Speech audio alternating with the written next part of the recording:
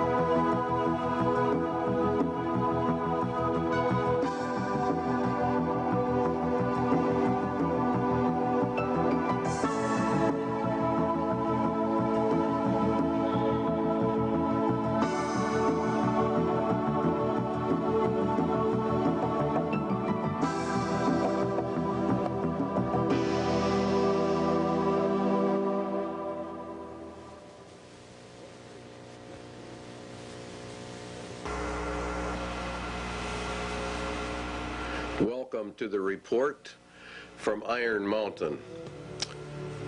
This report is something you would never believe unless you read it.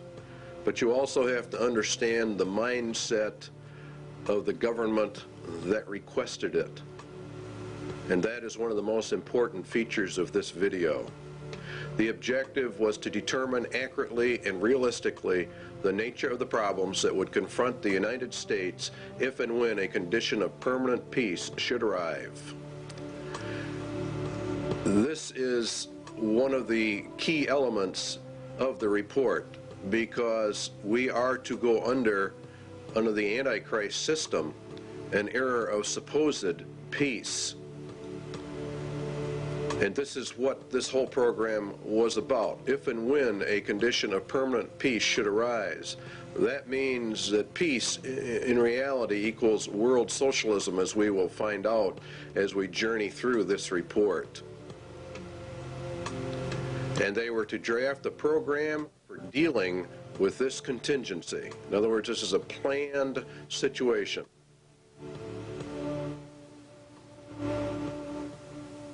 The program equals the agenda, and how do we control the people of America if we move to an era of peace? And not only just America, but the whole world at large.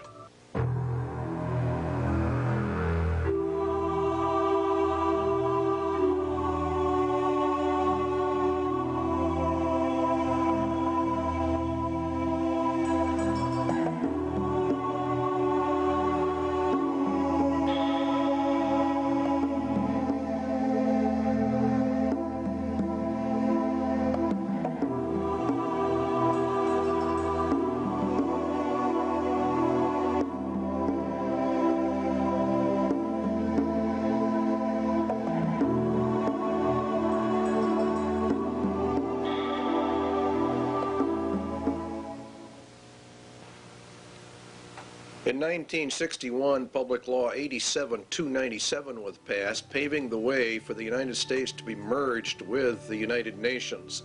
It's a very crucial law in that it disarms the American citizen in violation of the clear intent of the Constitution, which calls for our right to bear arms to maintain our free state.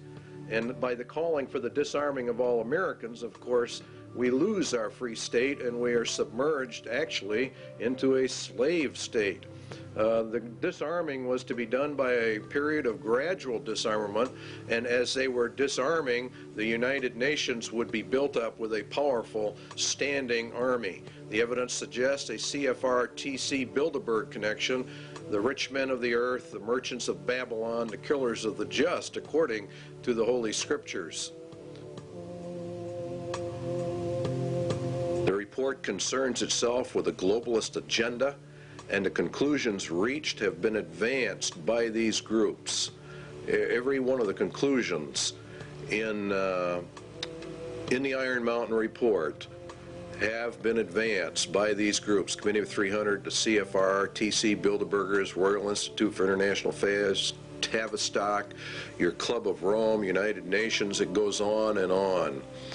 Okay, it began back in 1950, actually. These hearings began to take place in the United States, and the calls for a world government were actually held in 1950. Here's a resolution in Congress that was considered and called for testimony, and it says to provide a true world government through the adoption of a world government constitution. There was a clear intent to place the United States directly under the United Nations and to scrap our Constitution. Universal peace is a prerequisite for the pursuit of that goal, and from the competitive anarchy of nation states, therefore the age of nations must end, and the era of humanity must begin. You will find there's a constant call for the merging of all humanity. Here's a resolution adopted in the United Nations. This is what it says: regulation, limitation, and balanced reduction of all armed forces and all armaments. The all armaments means your weapons that you have in your closet for your own defense. It includes handguns and rifles and all kinds of things. Here's your blueprint for world peace, which was issued also in 1961, concurrently as this move towards putting us under the United Nations. You'll find that as the United States and the Russian military are to be reduced, the UN is consistently brought up to a higher and higher position. The only thing we are left with are internal security forces.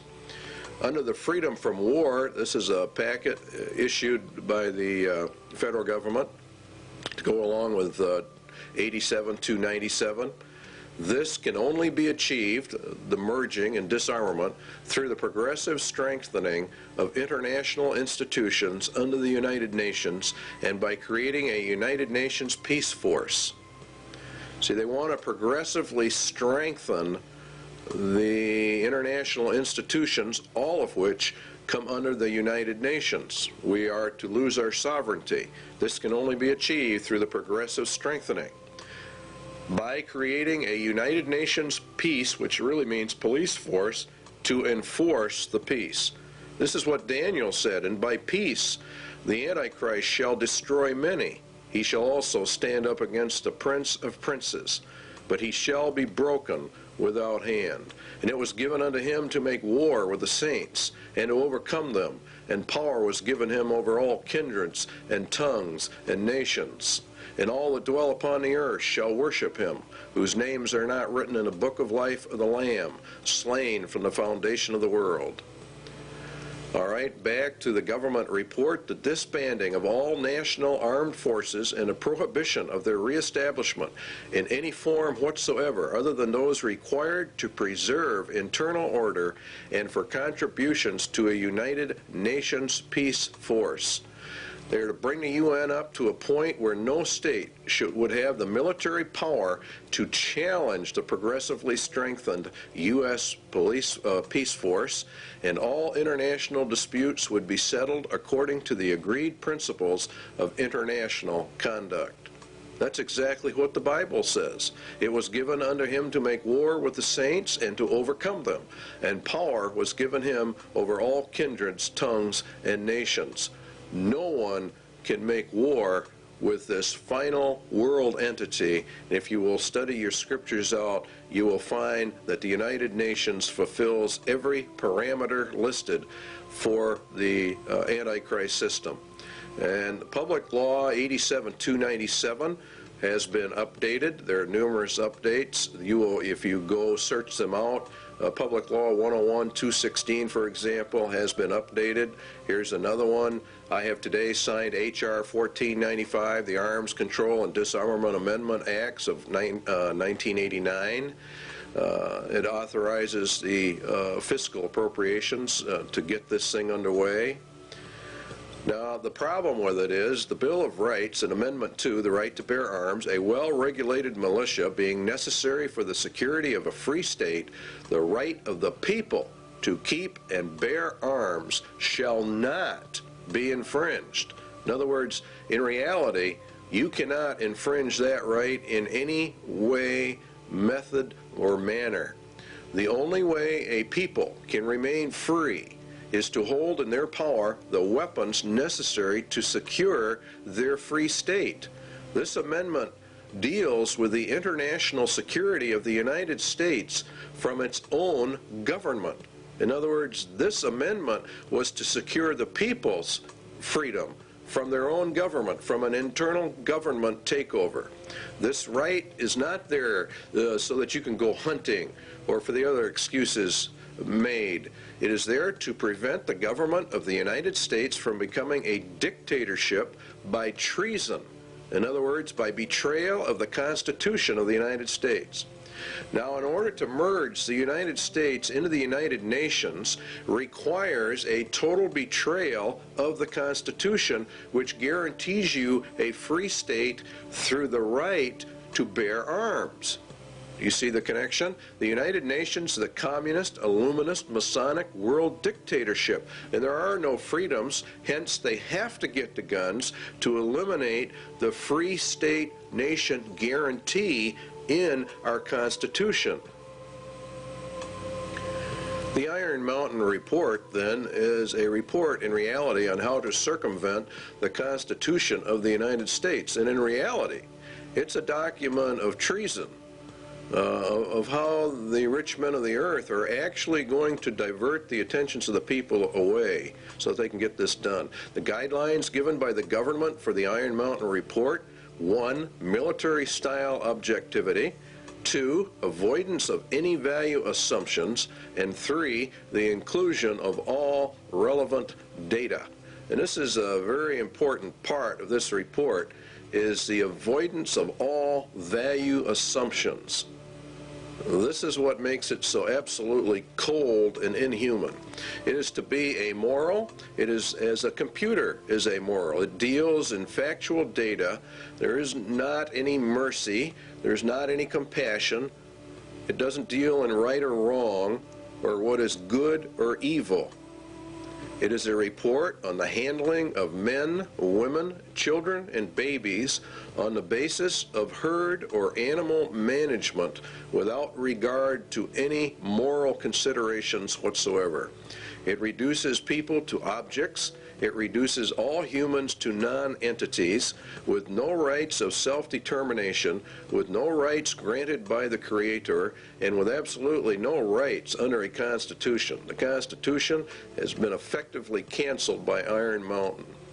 Now again, you'll find these resolutions coming up in Congress all the time that want to strengthen the United Nations, to establish an international criminal court, SJ 32. These are bills before the Congress and the Senate.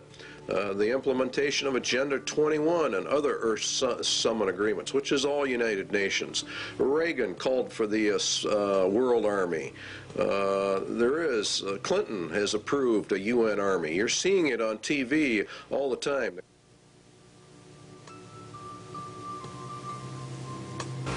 War is required, the glue of the nations, according to the Iron Mountain Report. Is war the scourge of the nations? It is said that war is merely an extension of diplomacy by other means. It is also said that war is necessary waste. But what is war? And why do peoples of the earth continuously fight and die? Why do millions of human families have a member or members that they have lost to this thing called war? What is the reality behind war? Does man have to fight wars, or can he develop a system of peace?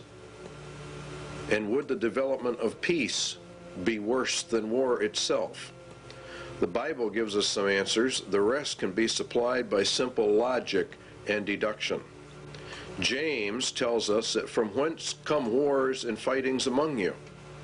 Come they not hence, even of your lusts, that war in your members?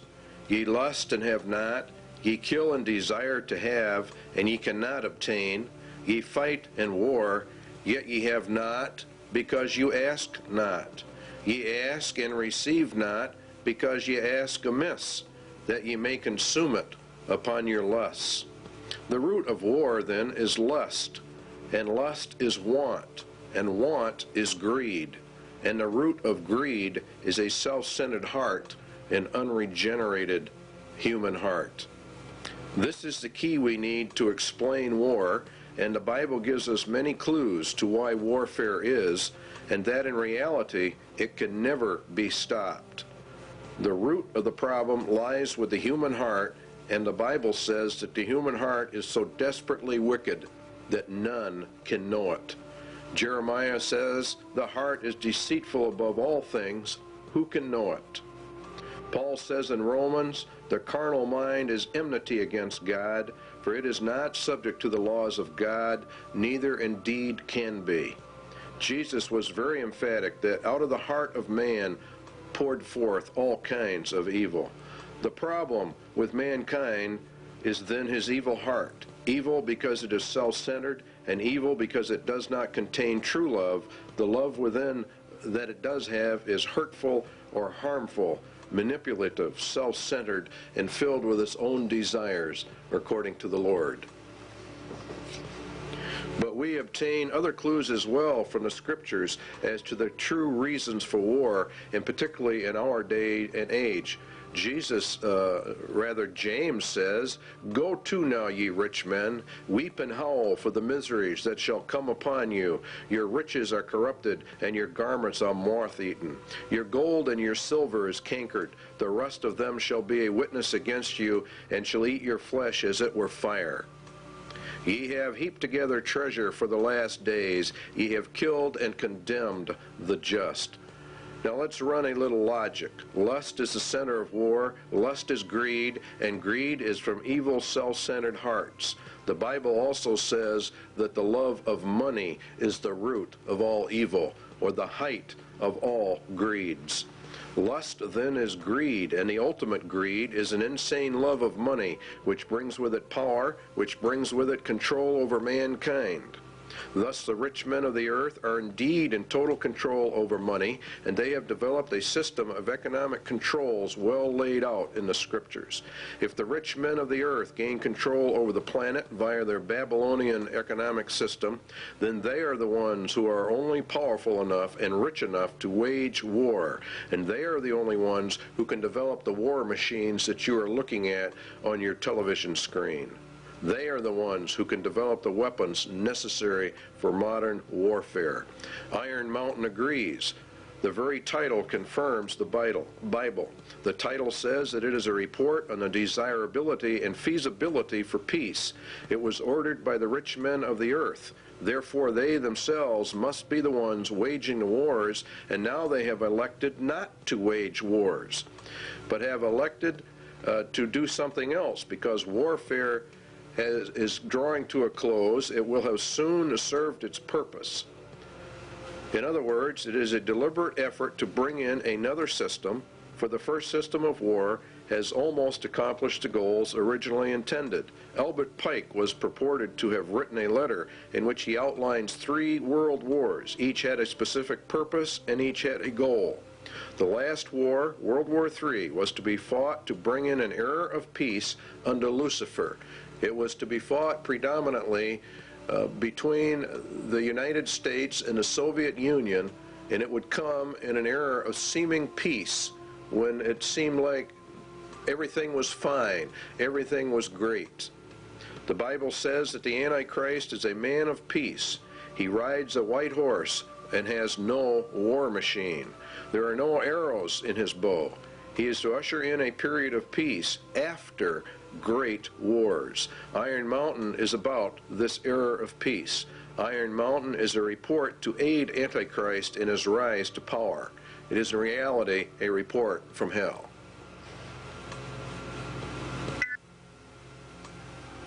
Iron Mountain asks, what can be expected if peace comes?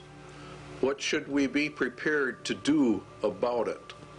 What, for instance, are the real functions of war in modern societies? These are very important questions. The Soviet Union says a peaceful exploration of outer space is the constructive alternative to the plans aimed at spreading the arms race.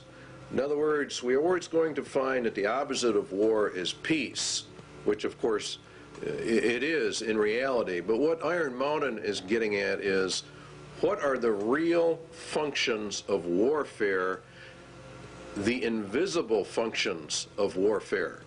What role do they play in the overall structure of human society? For example, the Soviet Union has been on a war footing for years and years. We have, to a lesser extent, in America, been on a war footing. It's been predominantly a Cold War for many, many years, but nonetheless, it has been, and as far as the economics of it are concerned, it has been a war era. It's been an age of war. And what this report is asking about is, what about peace? It is surely no exaggeration to say that conditions of world peace would lead to changes in the social structure of the nations. These changes would be of unparalleled and revolutionary magnitude. As we would transition then from an era of war into peace, what would be the problems? It is an incorrect assumption that war as an institution is subordinate to the social system it is believed to serve. What they're saying here is that nations wage war for reasons other than what they state. War itself is the basic social system within which others are secondary modes of organization, conflict, or conspire. In other words, war itself is the basic social system of mankind. And if we go to peace, we're going to have problems unless we understand that. It is the system which has governed most human societies on record today. Well, this is, of course, very true in our day and age. We have seen nothing but war, starting predominantly with World War I and coming forward. The Soviet Union has had tremendous expenditures in their military, and the United States has likewise. It's been, in reality, an arms race. We're going to find out there is a reason for it. The capacity of a nation to make war is the greatest social power it can exercise. War making, active or contemplated, is a matter of life and death, says Iron Mountain. The misconceptions of war: 1, to defend a military, or defend a nation rather, from military attack by another, or to deter such attack. To defend the national interest, economic, political, or ideological. To maintain or increase a nation's military power for its own sake. Now you see, these are the visible or more obvious reasons why a person would say, well, that's why we have war. But what they're saying is there are more less obvious, very invisible reasons for why nations have war. And this is the heart of the entire Iron Mountain report. Its conclusion was that war is absolutely necessary. It's an absolute requirement for human societies and nations to come together. It is in reality, they claim, the glue of the nations. The Soviet military machine, or its war-making capacity, is the actual glue that has held the Soviet Union and the Communist Empire together. If they were to move into an era of peace, what would happen? All right, Iron Mountain says it is these invisible or implied functions that are the dominant forces in our society. So what we have to find out then is what are the true functions of war in a society. Why, for example, has the Soviet Union and the United States, both of which are controlled by the rich men of the earth, been on a constant war footing, constantly escalating this conflict? Why are they doing it, and what are the reasons behind it? Economic reasons are: it is a necessary waste that operates outside the normal economic supply and demand system. Warfare creates an artificial demand. In other words, the war system itself, having huge militaries with all of their armaments, with all of the research and developments, creates a demand. This waste of money outside the system, according to Iron Mountain, acts as a counterbalance to the economic growth of the nation.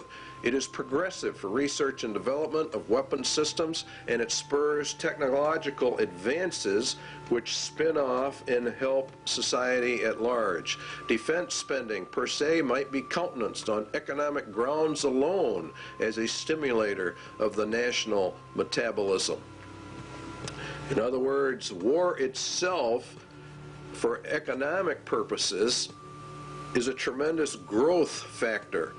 For the political reasons, it's different. A nation is a group of people organized together with a common goal and a national identity. The nation has an outlook or an attitude of how it will deal with other nations, and that's what we call foreign policy. A nation's foreign policy, says Iron Mountain, can have no substitute if it lacks, or no substance rather, if it lacks the means of enforcing its attitude. In other words, if the nation is not strong enough, it doesn't matter what their attitude towards somebody else is. War is itself the defining element of any nation's existence vis-a-vis any other nation. War, then, equals nations because it is the glue of nations and what causes them to come together, and peace would mean the dissolving of the nations. The elimination of war implies the elimination of national sovereignty and the traditional nation state. Please understand the importance of that remark in Iron Mountain. It is the elimination of war that brings us to world government. The war system not only has been essential to the existence of nations as independent political entities, but has been equally indispensable to their stable internal development. Without it, the war system, no government has ever been able to obtain its legitimacy, or in other words, we could say its right to rule its society.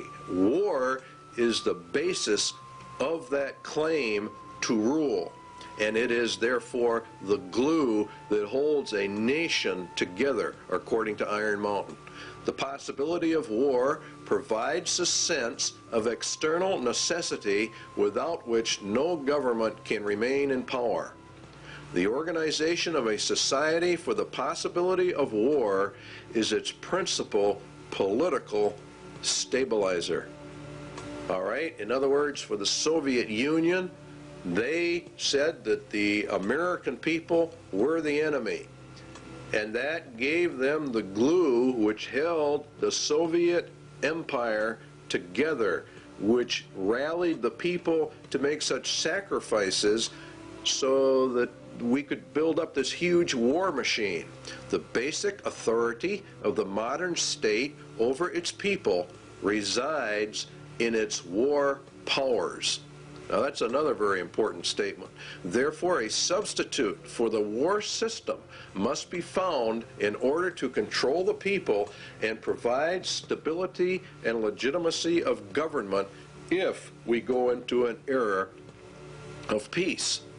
Now we know that the United Nations is to be that era of peace. So therefore what they are saying is we have to find substitutes for what war does, the invisible functions of war.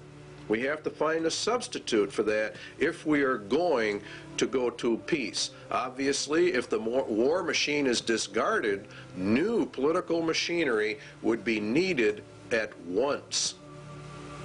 In other words, as they phase war out, they have to phase whatever they're going to put in its place in to control the people, to control the nation. This is an essential part of Iron Mountain. Until the substitute for war, is developed, the continuance of the war system must be assured to maintain the stability of its internal organization of power. In other words, we have to keep the war system going in order to remain in control. Keep war until all substitutes are in place and running so we don't lose our rulership. In other words, those that are in power are going to remain in power. They've got to figure out a way to do that. So they're going to de-escalate the war system as they bring in a peace system. And the peace system is going to radically alter our societies. What substitutes for war are there? Well, it has to be a universal threat of equal magnitude as that of World War. The immediate loss of life and the immediate thought that blood is going to be shed. It has to be credible, and it must be accepted by the vast majority of the population of any given nation, or in reality, the whole world, if they're going to bring in global peace. Credibility, in fact, says Iron Mountain, lies at the heart of the problem of developing a political substitute for war. We must emphasize that one must be found of credible quality and magnitude if a transition to peace is to ever come about without social disintegration. In other words, really what they're saying is a nation would self-destruct without an external threat of some type. It is more probable in our judgment that such a threat will have to be invented rather than developed from some unknown conditions. That means exactly what it says. They're going to invent a system to accomplish this.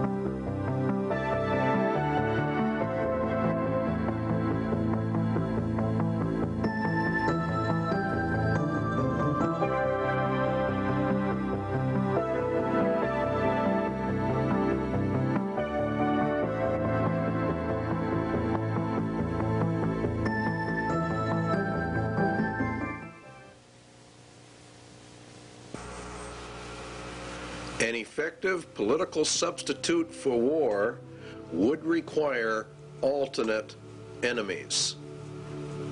In other words, we have to find an external threat that's essentially very large. It may be, for instance, that gross pollution of the environment can eventually replace the possibility of mass destruction by nuclear weapons as the principal threat to the survival of the species. In other words, they're going to bring the environment up to a point of global threat. Poisoning of the air and of the principal sources of food and water supply is already well advanced, and at first glance would seem promising in this respect. It constitutes a threat that can be dealt with only through social organization and political power.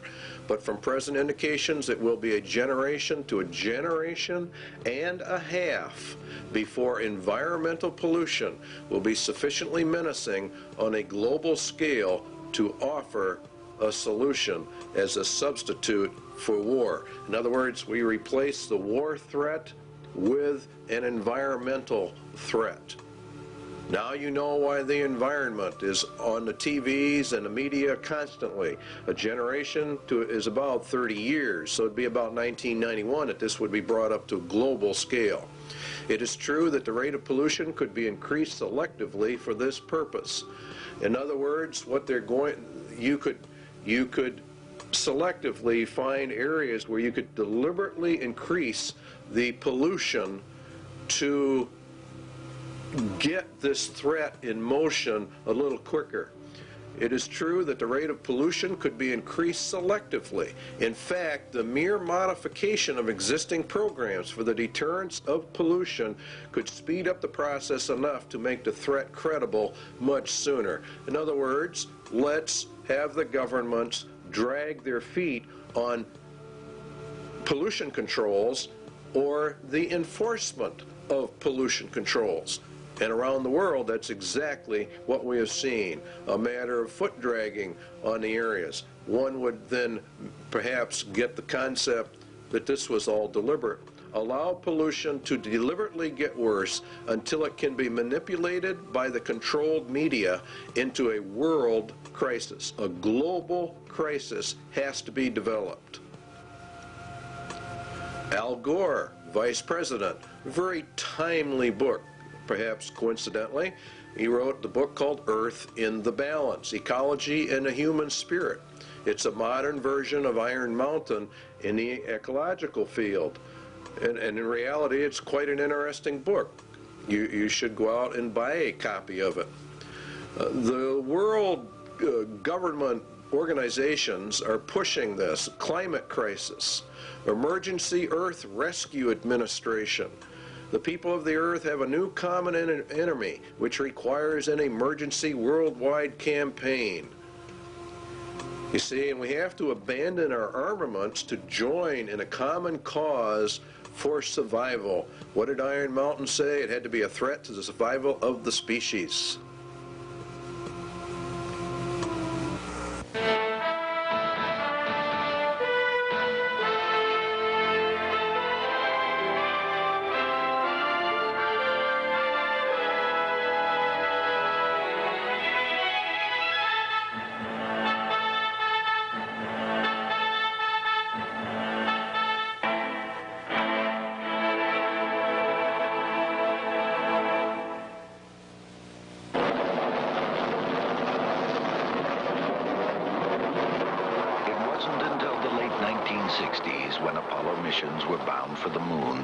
First able to see complete pictures of the Earth.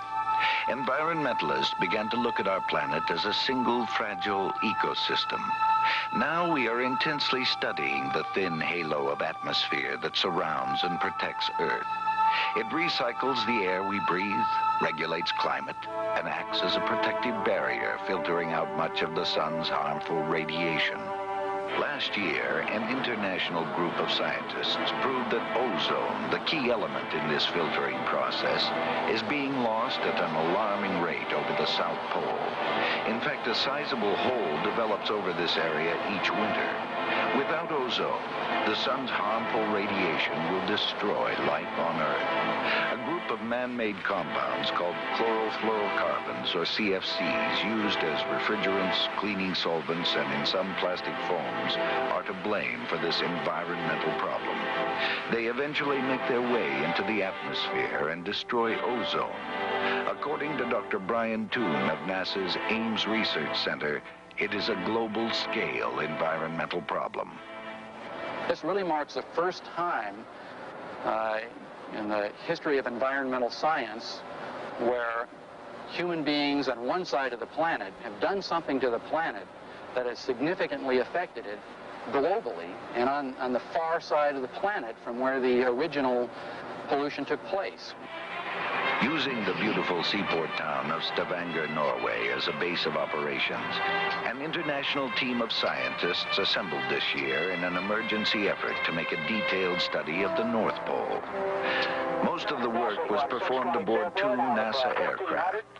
This is the ER-2. For the mission, special wing pods are attached containing atmospheric chemistry analysis equipment and a host of other instruments. Typically, flights are made about 12 miles up, along the fringes of space, right into the layers of atmosphere directly affected by ozone loss. The ER-2's research partner is a modified DC-8. It flies at lower altitudes, but has increased fuel reserves, which allow it to cover more territory, even flights directly over the North Pole. Inside, the DC-8 is actually a complete scientific observatory, loaded with sensing instruments. Scientists perform their experiments and are able to map results right on the spot. This instrument contains 4 lasers capable of shooting light many miles up into the atmosphere. The light reflects back to the plane and provides scientists with a cross-sectional map of ozone concentrations as well as aerosols, or regions where ozone depletion is capable of occurring. Initial results from both aircraft indicate that high concentrations of CFCs have been found at northern latitudes, primed for ozone destruction. When combined with high-altitude ice clouds, the right amount of sunlight and confined slow-moving masses of air, ozone destruction occurs. As a result of this airborne mission, scientists were able to confirm the process and predict areas of depletion. International policymakers have met in hopes of limiting the amount of CFC production and recently agreed to phase out its use by the year 2000. Many scientists worry that this may not be soon enough. Again, Dr. Toon. With the ozone problem, for example, when you release chlorofluorocarbons to the environment, it's decades to centuries before those are removed. Researching safe economic replacements for CFCs is a vital part of solving this serious environmental issue. Thanks to the intensive work done in the last few years, we know why ozone depletion exists. It is now up to the world community to take responsibility for the future of our global environment.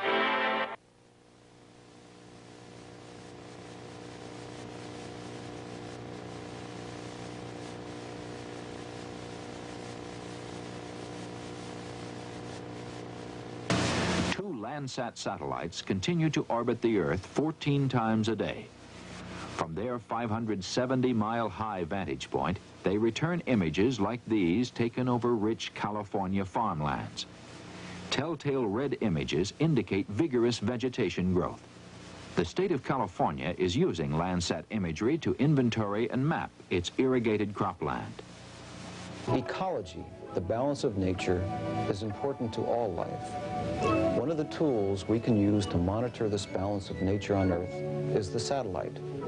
Satellites can be used to observe our planet from a high vantage point. A NASA film called Remote Possibilities tells the story. From far out in space, the Earth appears serene and beautiful, displaying no hint of our crowded planet's many problems.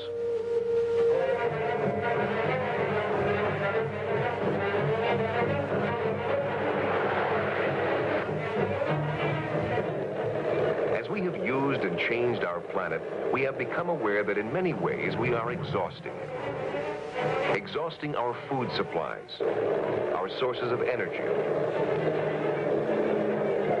our natural lands, exhausting the potential of even the once seemingly limitless oceans. Management of Earth resources is at a critical stage. It has never been more important that we understand the environmental relationships of our planet. Scientists are striving to apply the technology of the space age, the quest for more and better information about these complex relationships. In 1972, a new kind of satellite left the launch pad and rose to an altitude of 910 kilometers from Earth. There it settled in a circular orbit around the planet. This satellite, called Landsat, opened a new era of Earth resource management.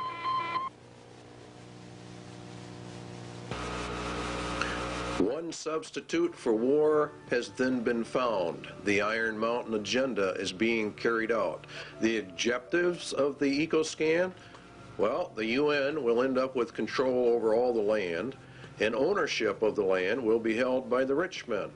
There is arising a crisis of worldwide proportions involving developed and developing countries alike, the crisis of the human environment. The process of compromise of national interests will, of course, have to take place. International economic security is inconceivable unless related not only to the world's environment, but also to the elimination of the threat to the world's environment? Well, the only major threat is private property ownership and private property rights, where people can do as they want. Let us also think about setting up within the framework of the United Nations a Center for Emergency Environmental Assistance. You can see how they're raising this thing up to an emergency status, an emergency level. And that's what Mikhail Gorbachev said in December 8, 1989, in a speech to the United Nations. The United Nations will be the controller of all the lands in the world through their various ecological, environmental organizations that they are in the process of setting up. In fact, the Rio Earth Summit was for that specific reason. Now, it's owned by the rich men. That's who owns the United Nations. That's who actually runs it. Eco foundations of the World Wildlife Fund, Heritage Trust, Nature Conservancy, etc. There's a lot of them, and you have many UN organizations. And the rich men of the earth sit on the boards of directors on all of these groups. These groups are buying up huge chunks of private land for conservation, they say, and to preserve the earth. And of course, all of it is to be owned by the rich men. And what they cannot purchase by normal means will be taken under zoning controls, DNR regulations, or other land grab means via governmental authority and regulation. All land will be under strict eco-controls because, after all, we are now involved in the middle of an eco-emergency, and it's nothing but a scam. It's really a debt for land swamp is another part of it. The international bankers loan and control the monies to all the countries, and through interest have driven them into huge debt status. The debt of the United States is in the trillions. The bankers then come forward with a new plan. They will take the nation's land, and then they will cancel the debt of that nation. It is called a debt for land swap. This land will be held by a World Conservation Bank, owned, of course, by the rich men of the earth. They will then own all the land, all the resources, all the food. They become the absolute masters, and all the people become the slaves. It's a perfect scam. It's a perfect system. Because the eco threat is now global, then obviously it can only be controlled by a global authority. And guess who that is? Why, of course, it's the United Nations. Now, the eco scam is being pushed by every organization that's involved in the environment. Even Time magazine ran an article on the endangered earth. It's being put in all your children's school books, all of their study books, about the crowding of human life, about how we have such an ecological crisis, an environmental crisis, and unless we all do our share, why, the whole world is just going to disintegrate and the entire population of man will be eliminated. That's according to them. It's very interesting that Daniel said of the Antichrist that he shall divide the land for gain. In other words, he takes over all the land and divides it up amongst these various foundation groups. And that's exactly what's happening.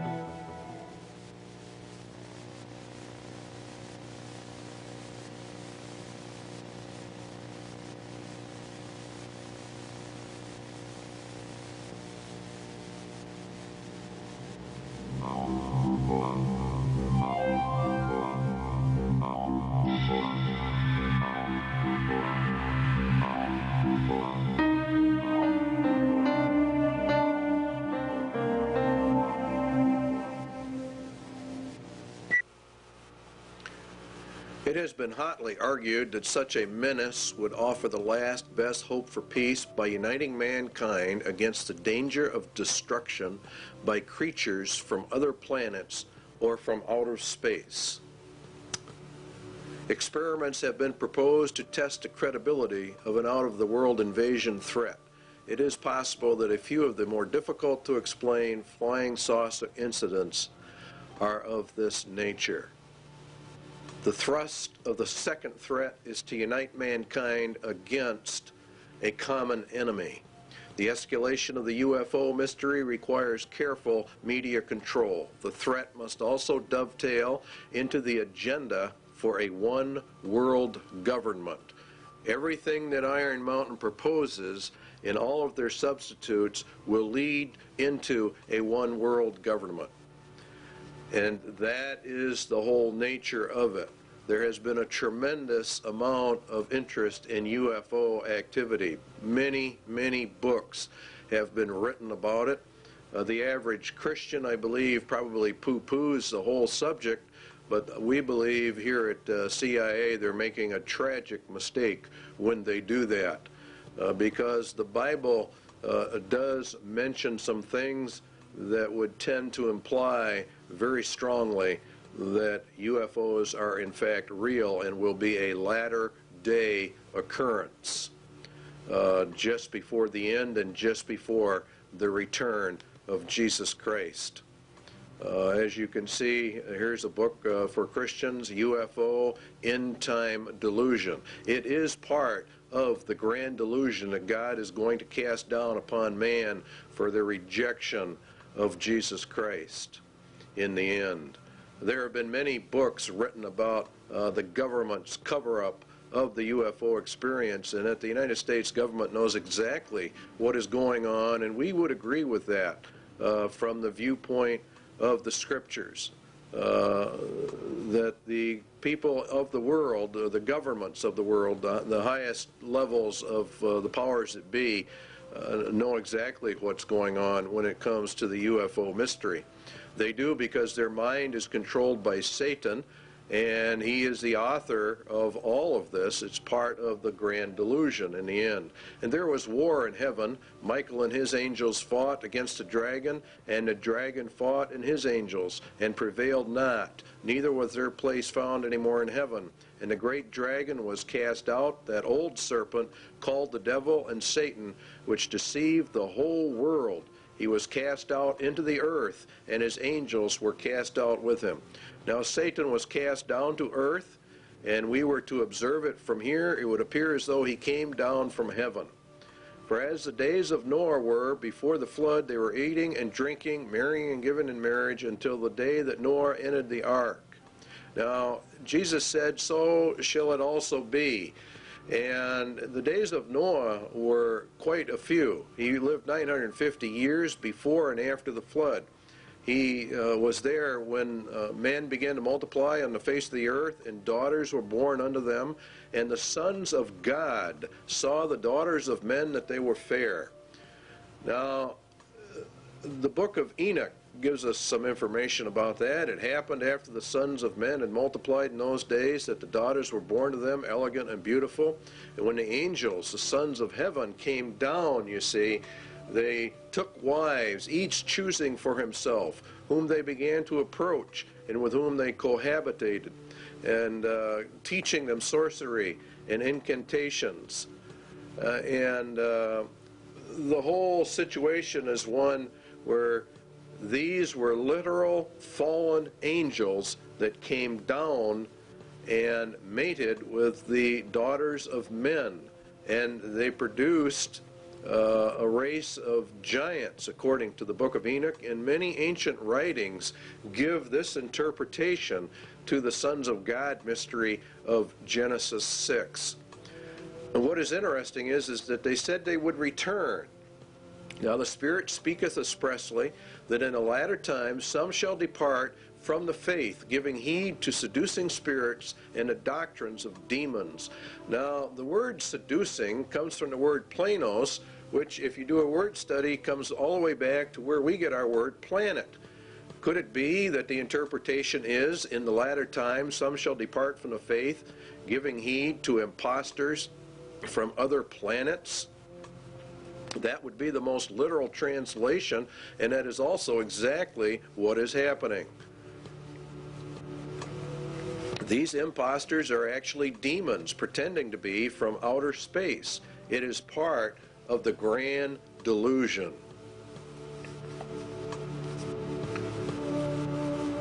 For this cause God shall send them strong delusion, that they should believe a lie, that they all might be damned who believed not the truth, but had pleasure in unrighteousness. They reject the concept of creation, even him whose coming is after the working of Satan with all power and signs and lying wonders. This would result in UFO contacts of the first, second, and third kind, as Satan sends his advance guard to prepare man for the grand delusion.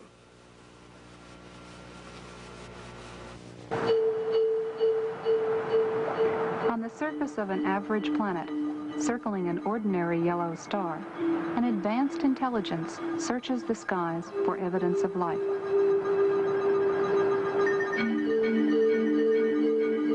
Directed by even higher intelligence, machines with brains of silicon patiently sift through faint shards of radio data for the unmistakable signal that will indicate the first sign of life beyond Earth.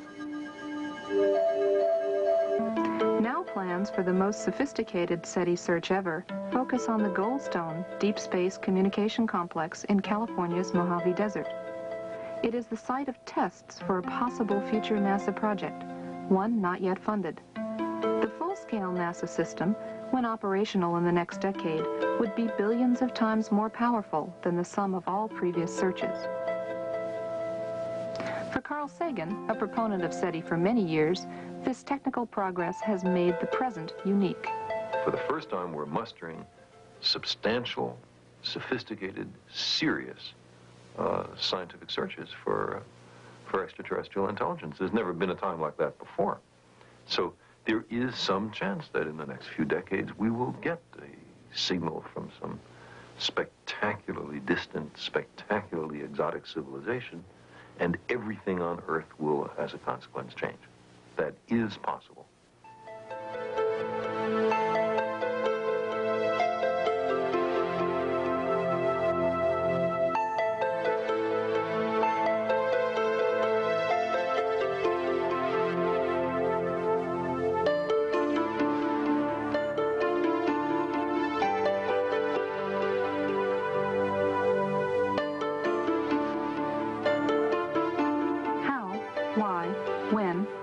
To search for life beyond Earth has been debated for centuries. Deciding what sort of signal to look for in the skies is no easy task. NASA's proposed search focuses on radio, a portion of the electromagnetic spectrum where nature produces the least interference for any intelligent signal. The plan is to use existing radio antennas and combine them with advanced computer hardware and software specifically designed for the task. Signal processing equipment suitable for SETI is constantly becoming more powerful and more efficient, but also cheaper and smaller than ever before. The pioneer Frank Drake came up with a way to organize our developing knowledge and current ignorance. SETI scientists often use what's called the Drake equation to illuminate the necessary conditions for contact and to provide a rough estimate of the number of other civilizations. The existence of other technical civilizations depends upon astronomy, how planets form, comparative planetology, biochemistry, the role of intelligence in evolution, technology, and the fate of technical civilizations. So SETI becomes a way to test our theories of the origin and evolution of the universe and the place of life within it. There are several keys here that we want to look at as we keep Iron Mountain's report in mind. The two primary keys are that evolution is an accepted fact and ETs are now accepted at the highest levels of government. We believe that the SETI program is camouflage for what is really going on, or the contact reports that have been gotten out from the government under the Freedom of Information Act are in fact cover for the SETI program. But the two, we believe, are going to merge in the end and introduce mankind to the aliens, who are in reality demons and Satan's advanced guard. The movies that have been produced are very important. Satan plants a seed, he waters it, then he sits back and watches it grow, and then he reaps the harvest. And the harvest, of course, is the loss of millions upon millions of men. The Day the Earth Stood Still was produced many years ago, but it's a very, very important film in that it planted the seed. The Day the Earth Stood Still said that war must stop, peace must be enforced, and world government is a requirement to get all of this to happen. The message was very important. E.T., a very, very popular movie, taught us some things as well. It said that reptiles are very cute, that love is the answer, that love heals, but more importantly, that we all evolve in a different manner. You're going to find evolution at the bottom of all of these movies. And Star Wars is another one. How famous they were. Well, they're programming the human mind for certain things. One, evolution of the races, good and evil forces, a universal, eternal fight between the forces of good and evil, and more importantly, a federation of planets, a uniting of the nations, a uniting of all the planets. Mankind will evolve upwards and eventually will join in intergalactic civilization. And this is the important keynotes in every one of these movies. Close Encounters of the Third Kind was a very, very important film. It bases itself on evolution. Two, that the United Nations is a central player in that movie. The U.S. military is connected to the United Nations in that movie, and that mankind will join interplanetary civilization. It starts by contact, by exchanges of the races. In other words, some of our people go there, and some of their people come here. Now, something surfaced not too long ago called Majestic 12, that dealt with government contact with aliens. A lot of people laugh at this document and think it's a hoax.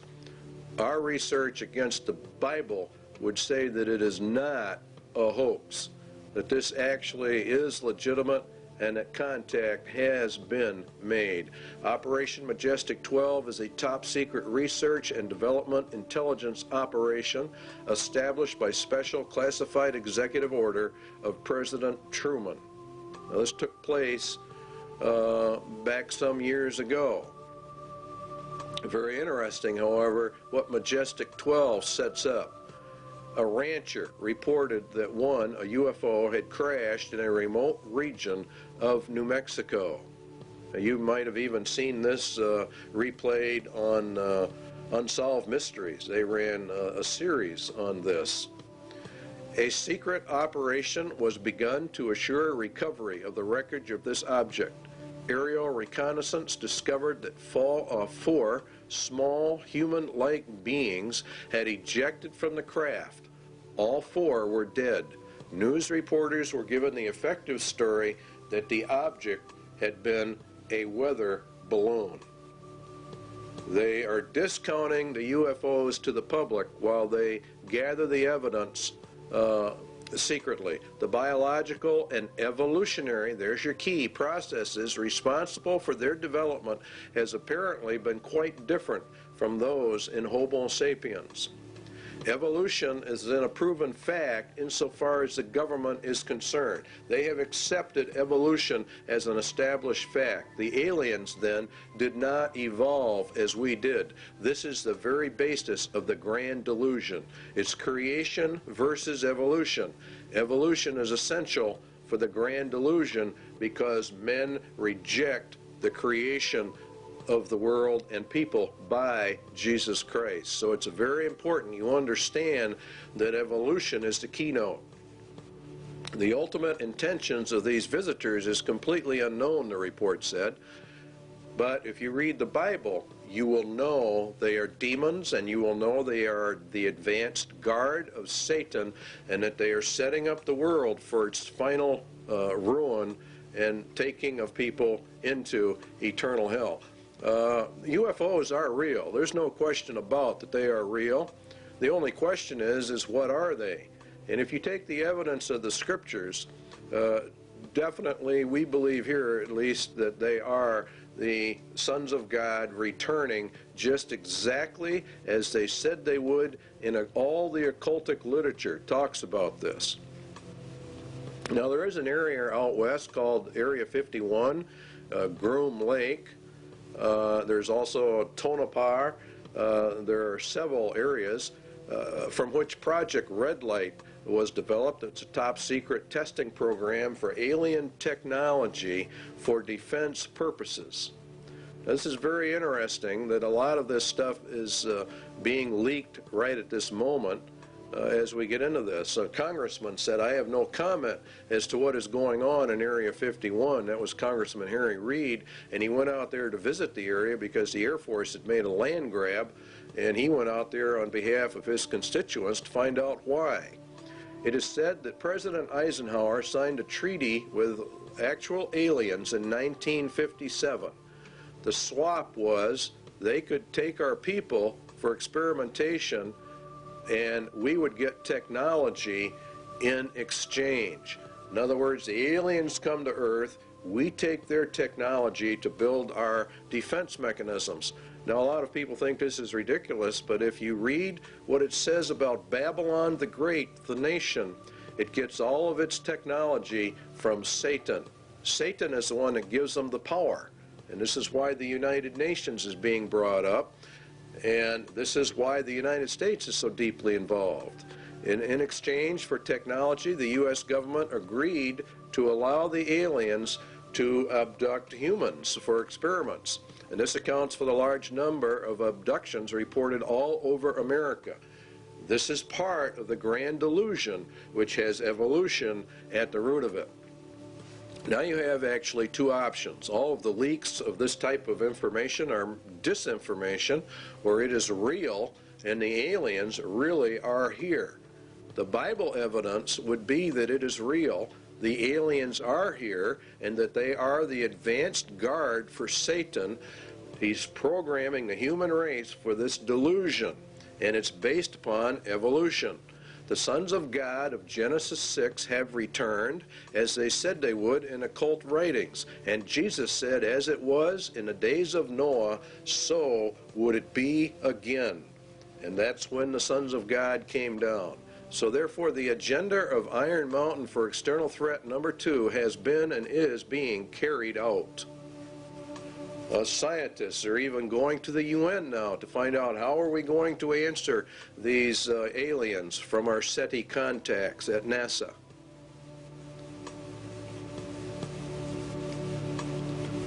They believe the UN should do all of this.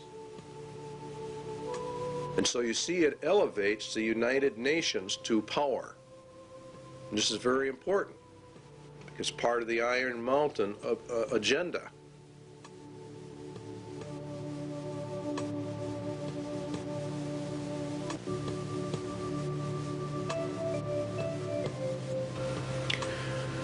It might be argued that a well-armed international police force operating under the authority of such a supernatural court could well serve this purpose. In other words, they're going to set up another threat. This is threat number 3, actually, an omnipresent, virtually omnipotent political or police force.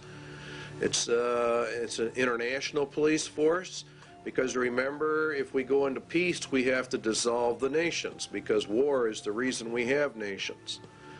All right, so the report then that was issued by the State Department, Freedom from War, and the program was to establish a permanent international peace force within the United Nations. In other words, to deliberately bring it up. the peacekeeping capabilities of the United Nations would be sufficiently strong and the obligations of all states under such an arrangement sufficiently far-reaching as to assure peace and a just settlement of differences in a disarmed world. They're going to use the United Nations to keep the peace. In other words, a world government, which is exactly what Daniel talked about and Jesus talked about, and it is very deadly. During stage 2, states will develop further the peacekeeping processes of the United Nations to the end that the United Nations can effectively suppress any threat or use of force by anyone, and that would include the American people. It's going to be omnipresent, and it's going to be omnipotent in its ability to handle. And this is what Revelation says, who can make war with the beast? Remember that the U.S. and Russia are to have their internal or militaries turned over to the United Nations in this 3-stage process, and we end up with a UN in total control of the world, a global entity, precisely as Daniel and Revelation talk about. It's and Jeremiah and Isaiah refer to it as, of course, Babylon. And this process, of course, emerges bringing out the United Nations as the final end-time global ruling entity, which the Bible refers to as the apparatus of the Antichrist, or we could say the Antichrist system. And that is why it sits in New York City, the big city. On the wall in the Security Council is a phoenix. That picture you're looking at right there is in reality the phoenix bird, which is to grow up out of the old world order. America is to be patrolled by Russian, Belgian, Irish, and Colombian and Venezuelan troops under this plan. UN troops are already on U.S. soil, and it won't be very long before these sites that you're seeing right here are going to be very commonplace in the United States. And if the American citizens resist, they are simply going to be liquidated according to the Bible. This power will come to pass. They've laid their plans well, and God has ordained it and allowed it, and is allowing it to happen. And so it's, in reality, here in America, it's a judgment against the United States. There are many books written about a United Nations peace force, so this is not anything we're making up. They come in under the UN Charter. And the last part of it, this principle of non-interfering in a nation shall not prejudice the application of enforcement measures under Chapter 7. In other words, the United Nations claims that it doesn't really want to get involved in internal national affairs, but the opposite is in reality the truth. Chapter 7 deals with action with respect to threats of the peace, breaches of the peace, or acts of aggression. And it's the Security Council itself that determines the existence of a threat, breach, or act of aggression. And it can even walk in under the threat, or it's a possibility that we might have problems. And they determine the existence of any threat to the peace. So they can come in, if they choose to, on very fragile grounds, which is exactly what they did in Somalia. Should the Security Council consider that measures provided in 41, which are more economic, I don't know exactly what word to use, but sanctions, I guess, is the best word to cover it. If that doesn't work, if economic sanctions do not work, then they can resort to military powers. And they can use whatever they have to maintain or restore international peace. Now, Psalm 2 says that the kings of the earth set themselves, and the rulers take counsel together against the Lord and against his anointed. Where do the rulers of the world meet? They meet at the United Nations, and this is where they take their counsel together. And the United Nations is, according to the Bible, anti-Christ, anti-God to its very core. It is, in fact, the substitute for God and Christ on planet Earth. They intend to take it for themselves. The fourth beast shall be the fourth kingdom upon earth, which shall be diverse from all kingdoms, and shall devour the whole earth, and shall tread it down, and shall break it in pieces. And the 10 horns out of this kingdom are 10 kings. Now, it's a diverse kingdom. The United Nations is not a kingdom, and it's not a nation. It exists solely by treaty power, by an arrangement of nations itself. Excuse me. The United Nations is to be brought up to full global power with an army so powerful that none can fight against it. That's the entire plan, and that is exactly what the Bible talks about for the end times. It will also break into pieces the entire world, and that's done under Article 52, which deals with regionalism, which is in fact breaking the world into pieces. And this is how they do it. They actually subdivide the world into 10 regions. That came out of the Club of Rome, and here are the regions on the TV screen. Region 1, of course, is North America, and it's Region 1 by virtue of the fact that North America, and particularly the United States, is the primary power behind the United Nations, enabling this to happen. The United States itself is broken down into 10 federal regions. We have global regions, and now we have national regions. And in our country, they are simply called federal regions. And we're moving, in effect, from elected officials to an appointed officials to non-elected bureaucrats who are appointed. Now, each region has different states in it, and the number of states varies with each particular region. Then each state is subdivided up into its particular regions. Many times it falls along county lines, many times it doesn't. Overlapping all of it is, of course, grids that keep getting smaller and smaller, which is the reason why thousands or millions, actually, of Americans are getting address changes. They're going under the United Nations grid system, which divides the world into tiny pieces, which is exactly what Daniel said. They can get it right down to your house number. In fact, they can get it down to about 10 square yards of turf.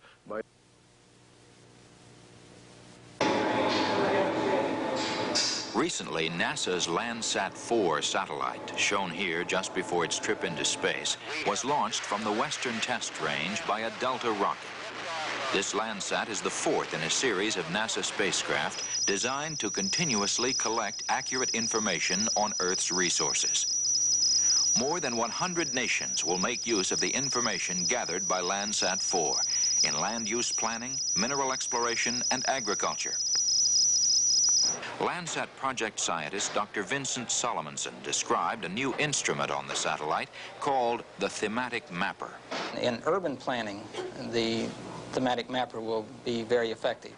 Features that were blurred or hazy over cities as viewed by the multispectral scanner on Landsats 1 through 3 will be seen much more clearly from the thematic mapper, and as a result, urban planners will be able to manage and monitor the spread of the urban sprawl into the surrounding countryside. The major receiving and processing facility for Landsat data is located at NASA's Goddard Space Flight Center in Greenbelt, Maryland. After completing its 3-year mission, Landsat 4 is designed to be retrieved by the space shuttle. Okay, standing by for up telemetry command reset. So what we have are 10 federal regions. We have 10 federal regional councils, which are miniature Washingtons, in each federal capital. We're being regionalized, and pretty soon there won't be any such thing as counties or states. So what we're doing is we're going from county and state control to total federal control, and then the federal government's losing its control to the United Nations. This is globalism. This leads to the federalization of our police or the security forces within the United States. And this is really in total violation of the constitutional implications, but they're not paying any attention to the Constitution. The internal security forces are not your peacekeeping, UN peacekeeping troops. The peacekeeping troops are there to put down actual revolutions and wars. The internal security forces are there more for crime control and the rounding up of people. Predominantly, the MJTF police will be the national police force. And this is George Bush and Clinton and the rest of them have continuously pushed this arms control treaty because they have to disarm us in order to make this thing work. If you will recall, we discussed that in the constitutional crisis. The MJTF police means multi-jurisdictional task force police, and it removes all citizens from local, county, and state protections that you had under the law. And they're just abolishing all of this. And the MJTF police mission, we believe, is the house-to-house search and seizure of people. It's made up of National Guard units, state and local police, converts street gangs as needed into deputized police.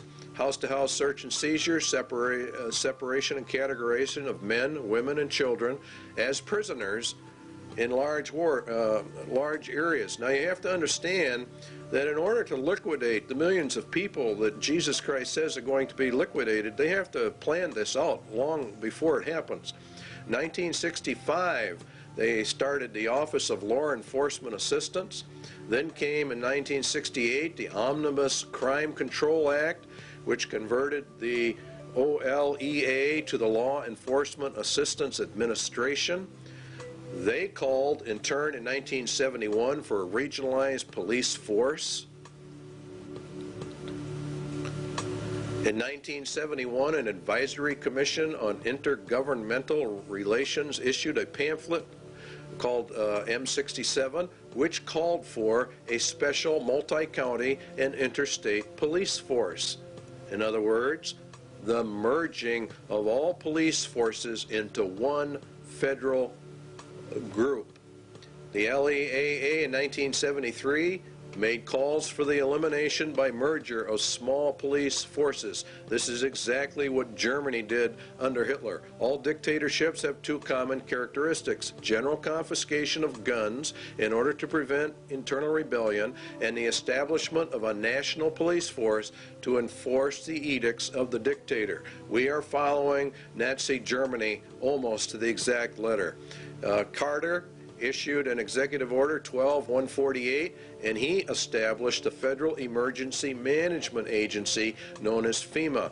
FEMA absorbed the LEAA and became the primary control organization for internal security of the United States in an emergency.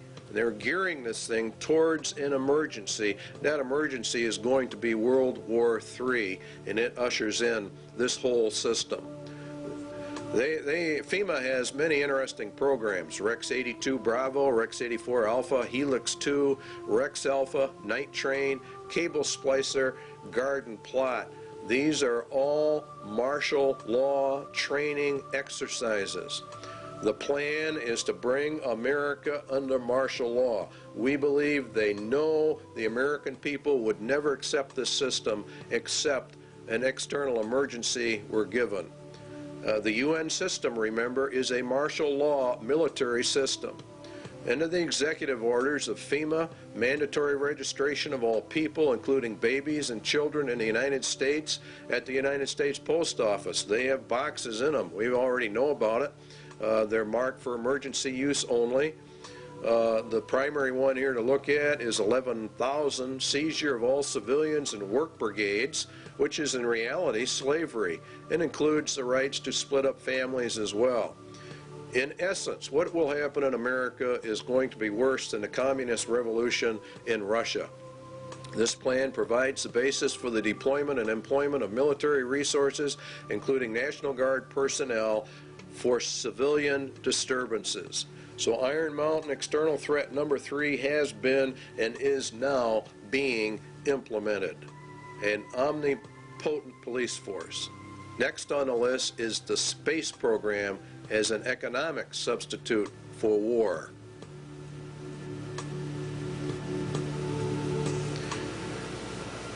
It is the development of a long-range sequence of space research projects with largely unattainable goals. It's a nearest modern equivalent yet devised to pyramid building and similar ritualistic enterprises of ancient societies. We choose to go to the moon in this decade and do the other things, not because they are easy, but because they are hard. Because that goal will serve to organize and measure the best of our energies and skills.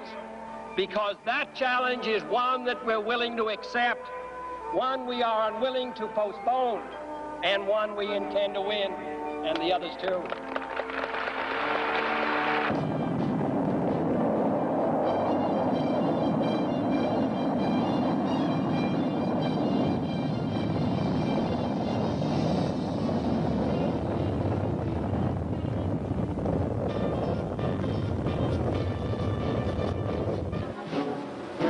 Everything associated with the Saturn V was huge.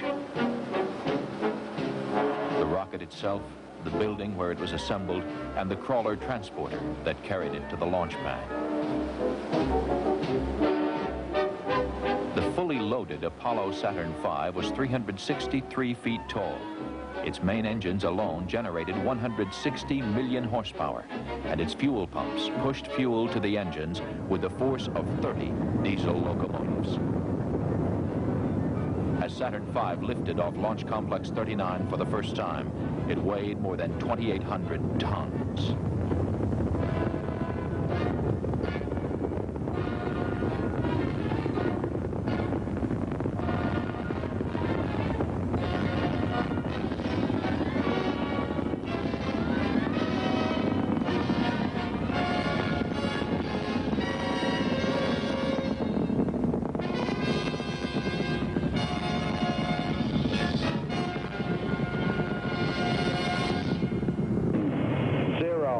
Engine running. Liftoff. We have a liftoff. 32 minutes past the hour. Liftoff on Apollo 11. Tower cleared. We got a roll program. Neil Armstrong reporting the roll and pitch program, which puts Apollo 11 on proper heading.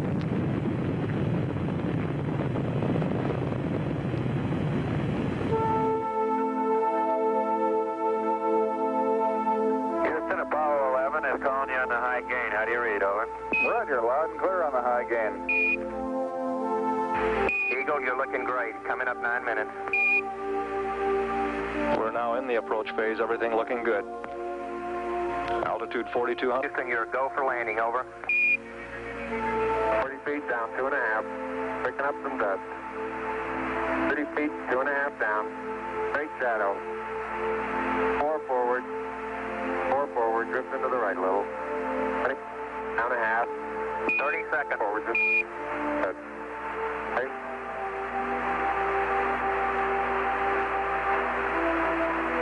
Contact light. Tranquility Base here. The Eagle has landed. That's one small step for man, one giant leap for mankind.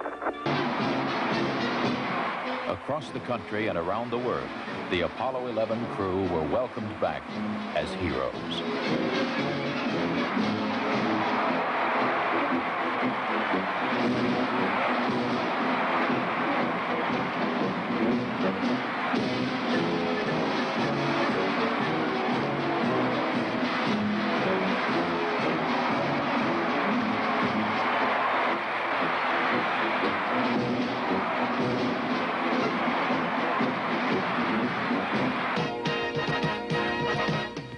Before Project Apollo ended, 6 additional flights to the moon were made, and all but one were highly successful.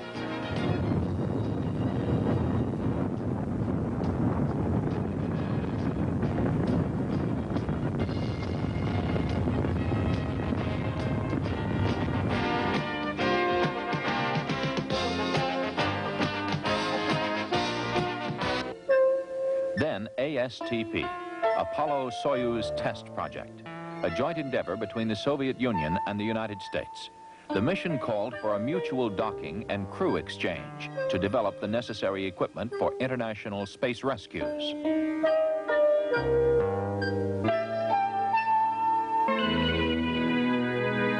We looked back at planet Earth with Landsat remote sensing satellites. Crops, forests, pollution, all can be photographed in great detail to help us better manage our Earth's resources.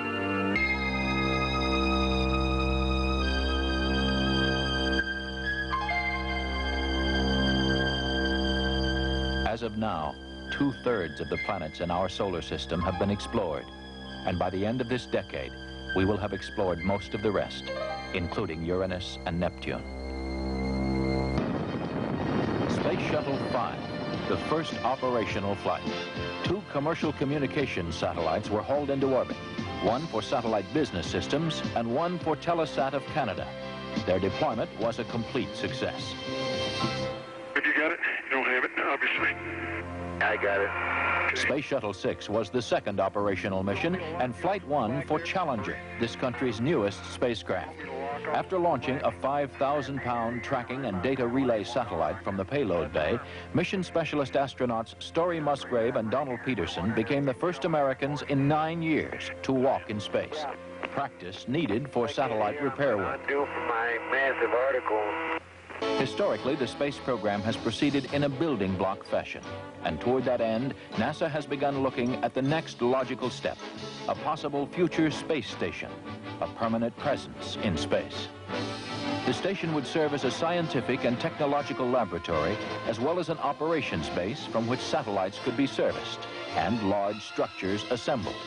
One of the highest priorities is to develop a clear understanding of a station's proper role in the total space program, so that if and when it is proposed for development, the station will be a truly significant national asset, one that would ensure continued American preeminence in space.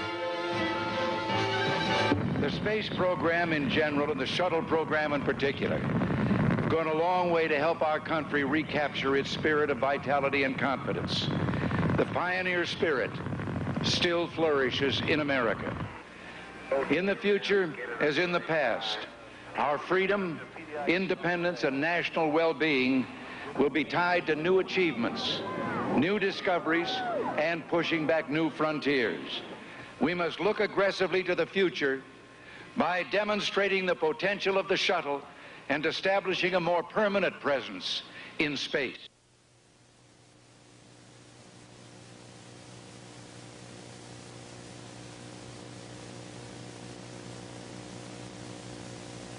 Even when ratified, the INF Treaty will not totally eliminate the nuclear threat to Eurasia. The vast nuclear arsenal possessed by the USSR and the variety of delivery systems available still present a significant threat. The organization of fail-safe inspection machinery could well be ritualized in a manner similar to that of established military processes. Inspection teams might be very like armies, and their technical equipment might be very like weapons. Inflating the inspection budget. In other words, what they want to do is they want to expand this. So what do we have? The INF Treaty, where it says inspection machinery could well be ritualized according to Iron Mountain. Inspection teams might be very like armies. And that's exactly what has happened. We have a great ritual of disarmament. It's very interesting what you find when you start digging into the INF treaty hearings. Limited test ban. Let's take a look at all the treaties. Limited test ban, 1963. Non-proliferation, 1968. The ABM Treaty, 1972. The SALT I, the SALT II, the IMF Treaty. Very long, drawn-out process. And this is exactly what Iron Mountain recommended be done. It is one of the most important elements of the INF Treaty is the President establishes in this area operating on-site inspection. One layer of the regime, it says on the last sentence, builds upon another. And the whole thing becomes elongated, and it actually becomes a monster in and of itself. The data exchanges required are really immense, and so it requires an elaborate governmental system in order to accommodate all of this. And so Iron Mountain recommendation number 2 has definitely been implemented. The second one is the universal health care was a recommendation of Iron Mountain. Universal health care for all. It's an economic substitute for the war economy. It's very interesting how all of this works. Health. Drastic expansion of medical research, education and training facilities, hospital and clinic construction, the general objective of complete government guaranteed health care for all. That's exactly what Clinton has introduced to the American people. He announced a universal health care and mandatory insurance program. And so they're putting everything in place exactly as Iron Mountain told them to do. It's universal, and you cannot exempt yourself from it, and it is causing a lot of trouble around the nation. But the arguments are not going to be on that basis. What is going to happen is we're going to be issued eventually a global identification card, and that is the purpose of this whole thing. The medical card has only one purpose. That's to get the foot in the door for the MARC system. Iron Mountain's third recommendation is being implemented. Iron Mountain Economic Substitute number 4, a new educational system to bring in globalism under the United Nations, UNESCO, Congressional Record, the Great Conspiracy to Destroy the United States, Education for Freedom and World Understanding. You see, all of this is designed to bring us into a world system, a global system, under the control of the United Nations. The second manifesto of the U.S. Office of Education, the implementation of the program of surrender through education.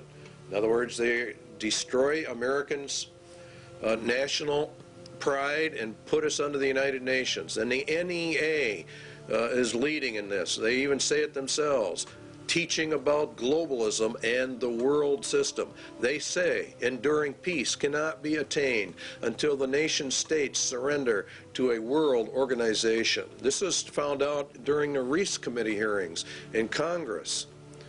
Putting the evidence together, we conclude the NEA has been an important element in the tax-exempt world to indoctrinate American youth with internationalism, which is synonymous with a lot of communist, illuminist, whatever you want to call it. The Iron Mountain agenda is being carried out. Outcome-based education, the developing of leaders for restructuring the schools, change agents. Parents are beginning to get upset, but they are not putting it together. American 2000, a national strategy to change every nation, every family. Everything is going down exactly as Iron Mountain said it should. Global education is nothing more than a promotion of the United Nations and to destroy the Constitution of the United States, to bring us out from the Constitution and to merge us into the UN. That's what they're going to do.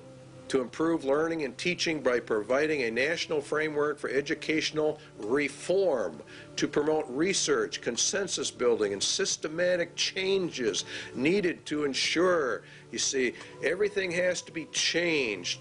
Guess where the changes all lead to? And guess who's behind it? If you look, Robert Mueller, former UN Secretary General to the UN, member of the Planetary Citizens, wrote the Global Core Curriculum. Marilyn Ferguson, the Aquarian Conspiracy, New Age. This is all being integrated into the educational system of America. And it's called America 2000. And it is extremely subversive. The national and international power play for education. It's going to go through because God has decreed it will go through.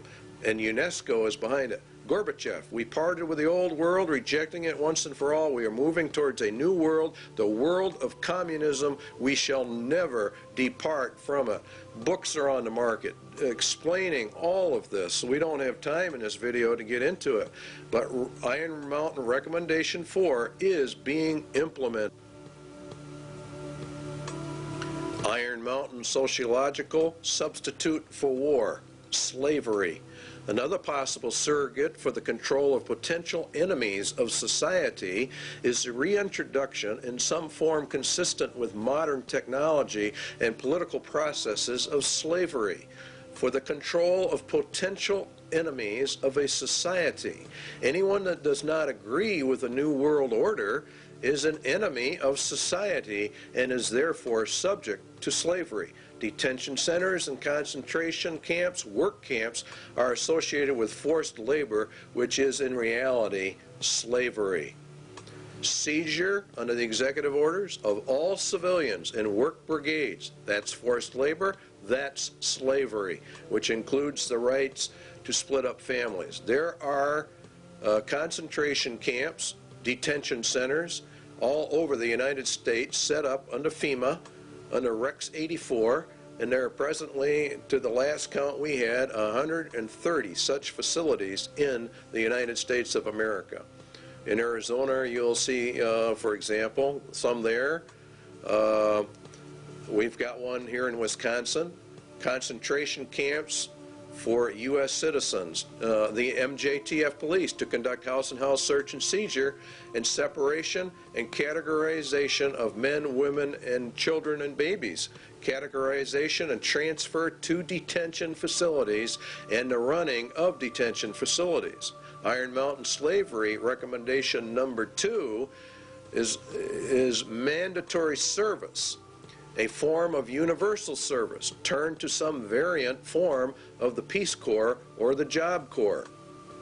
It is entirely possible that the development of a sophisticated form of slavery may be an absolute prerequisite for social control in a world of peace.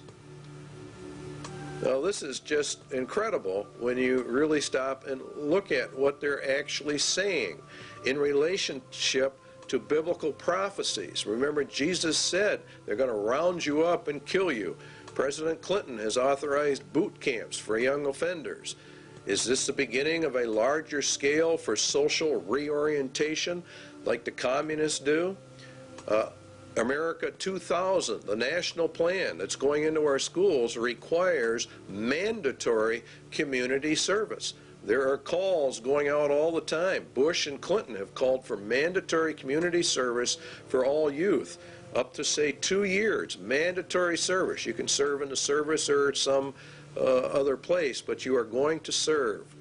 So the substitute for war is being implemented. Iron Mountain Sociological Substitute for War number 2 is called blood games. Game theorists have suggested in other contexts the development of blood games for the effective control of individual aggressive impulses. More realistically, such a ritual might be socialized in the manner of the Spanish Inquisition and the less formal witch trials of other periods for the purposes of social purification, state security, or other rationale both acceptable and credible to post-war societies. Inquisitions, witch trials for the purpose of social purification, state security, which is the key one.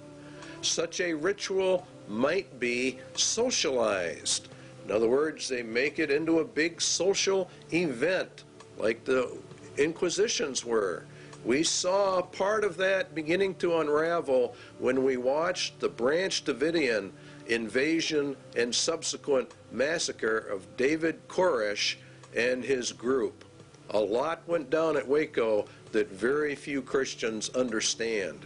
David Koresh, the Branch Davidians, were demonized by the national media. First of all, they were tried, judged, and executed in a social ritual in total violation of every right guaranteed under state and federal constitutions. The Waco massacre followed all points of ritualized killing. They were a cult. It was for social purification, and therefore they deserved what they got. Their compound was raided by federal assault groups when in fact there was no evidence of any crime having been committed.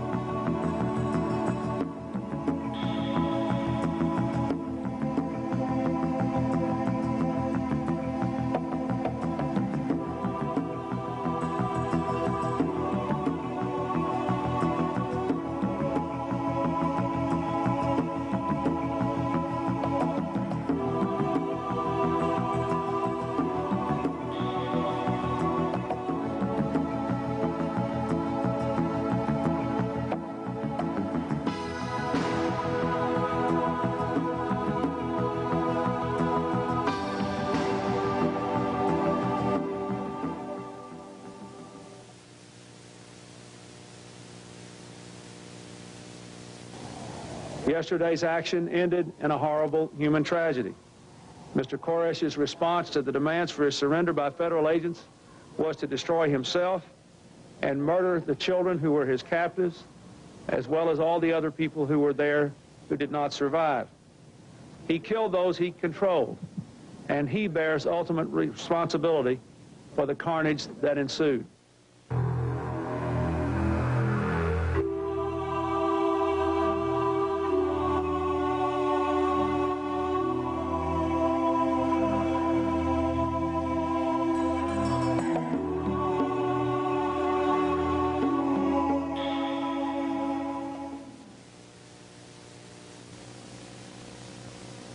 In the papers before I was going to go to court.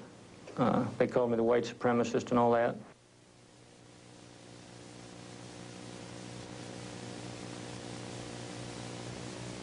It's victims of demonization that we all are victims of. When the federal government decides it is going to prosecute somebody, they sort of demonize them.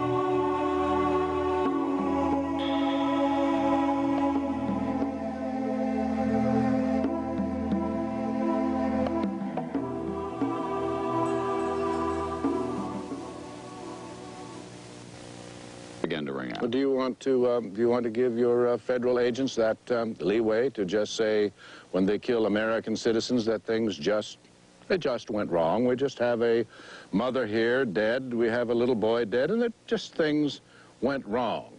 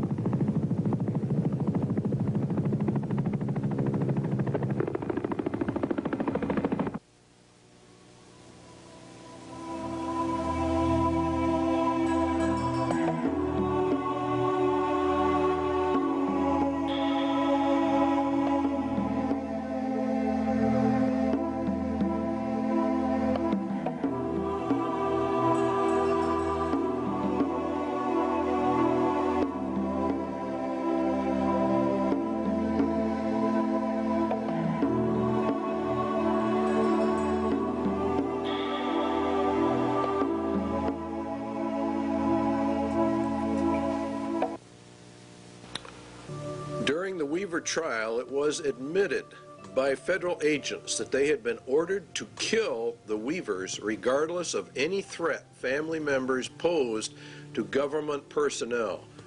Now I want you to think about how serious that is. What was the charge against Vicki Weaver? What crime against the state had she committed that warranted her execution by the federal government? Indeed, she was not charged with any crime whatsoever, yet the U.S. government ordered her shot on sight, a virtual killing. It was murder in the first degree. It is cold-blooded, ritualistic, social purification because the Weavers held a viewpoint not politically correct. The Weaver case, along with the Branch Davidians, proves we are in the middle of the final battle for the Constitution of the United States.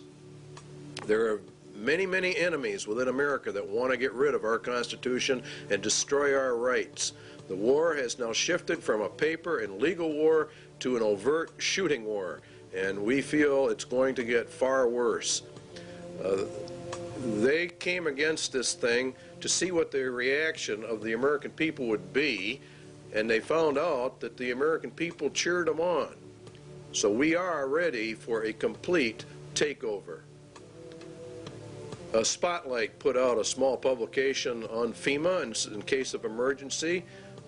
Executive orders, Blueprint for Dictatorship, also is one of their publications. Now, an executive order is issued by the President of the United States. It does not go through the Senate or the Congress. He merely issues it. It's put in a Federal Register, and within 30 days it has full effect of law, and nobody passes upon it. Now, that's fine, and he has some rights to do that, but not contrary to the Constitution of the United States.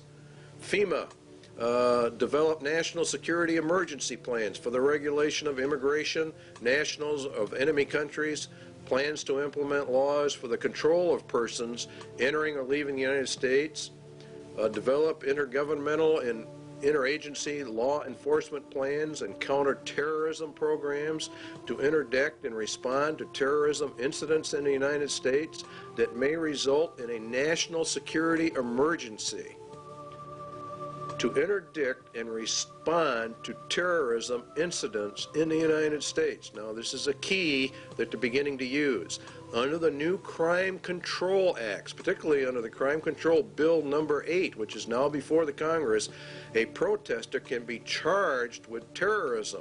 And this paves the way for the government to declare all those who oppose the New World Order as terrorists, and therefore imprison them, because you will be a political dissenter.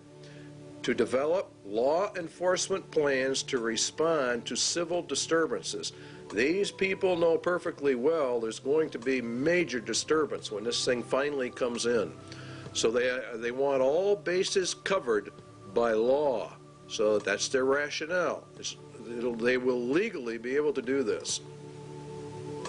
You don't think it's going to happen. This is exactly the executive order issued by George Bush to quell the Los Angeles riots. L.A. went under martial law. Very few people understand what that means, but it means, in essence, that the Constitution in Los Angeles was totally suspended. And it says in there that units and members of the armed forces of the United States and federal law enforcement officers will be used to suppress the violence. In other words, they're federalizing everything, and that's what happens under martial law, and to restore law and orders. They can also call up members of the National Guard. That's a key point. They're militarizing the nation. They're putting it under military law. If Americans do not want the New World Order and they resist, America will go under immediate martial law rather than through the staged program into a martial law system, which is what the UN is. Also included to coordinate all federal agencies assisting in the suppression of violence and the administration of justice. Martial law suspends the Constitution of the United States. The UN is to be brought up to full power, and it will rule through martial law via a three-tier military martial law system. The first one we're going to actually look at is called FinCEN, and FinCEN, from the data we can get, it's not only a financial controlling sector, but it has to do with other things. Their equipment is black, and there are reports of a multitude of black helicopters all over the United States. We get calls on it virtually every day from someone who's just had them flying over the house. The FAA says that the black paint schemes are used on helicopters by the Drug Enforcement Agency and the U.S. Army Special Operations.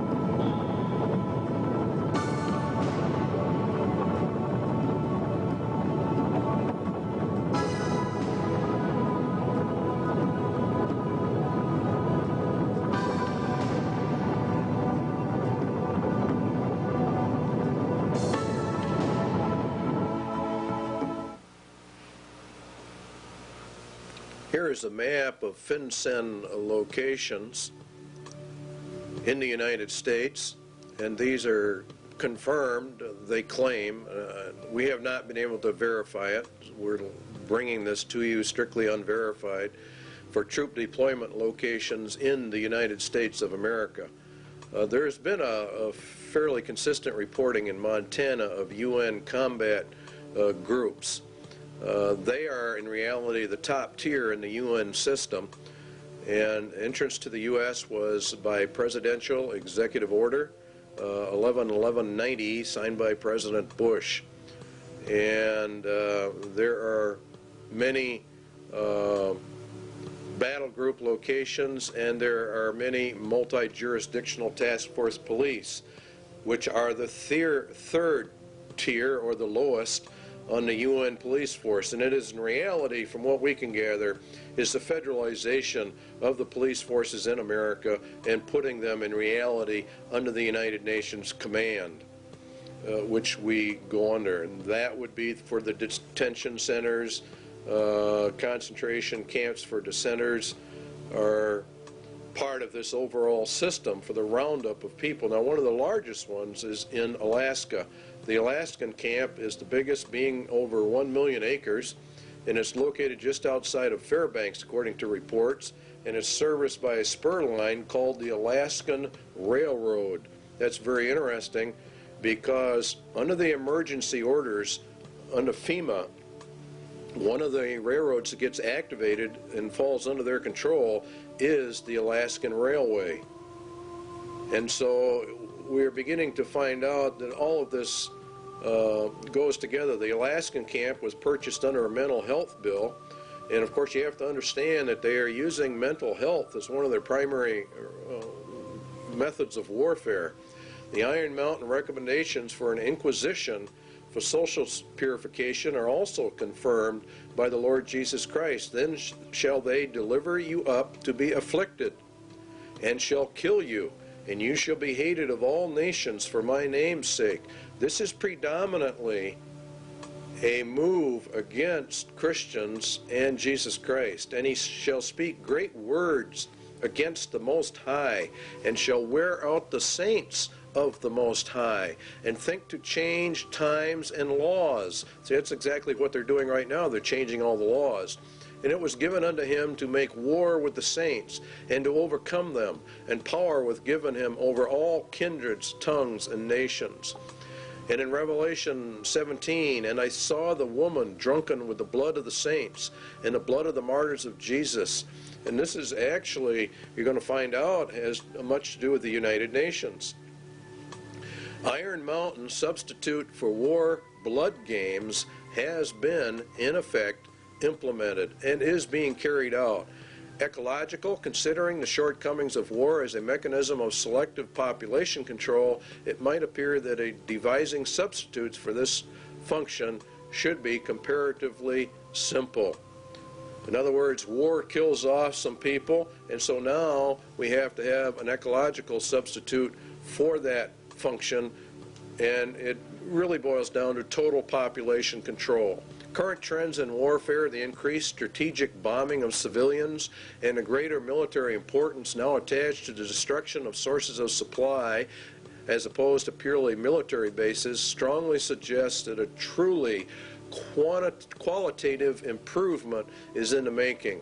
In other words, as we phase down the war system, there's probably going to be one great last one in their plans to really reduce the world population.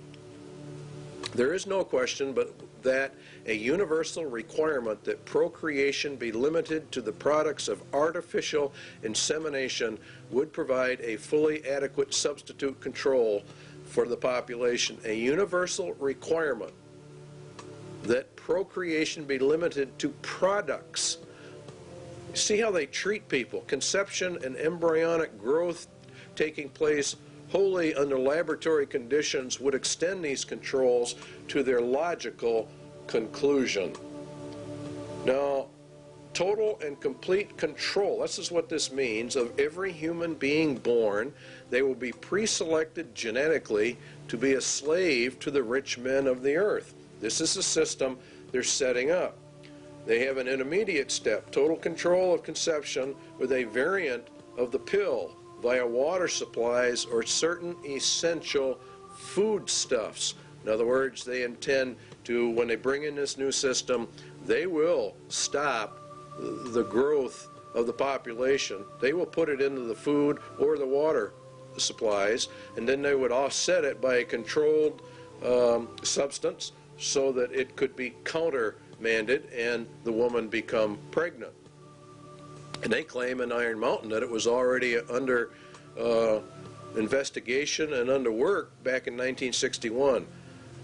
So the interpretation is the mandatory mass sterilization of the human race with them in total control of all the antidotes for it. Excess population, Iron Mountain says, is war material. As long as any society must contemplate even a remote possibility of war, it must maintain a maximum supportable population.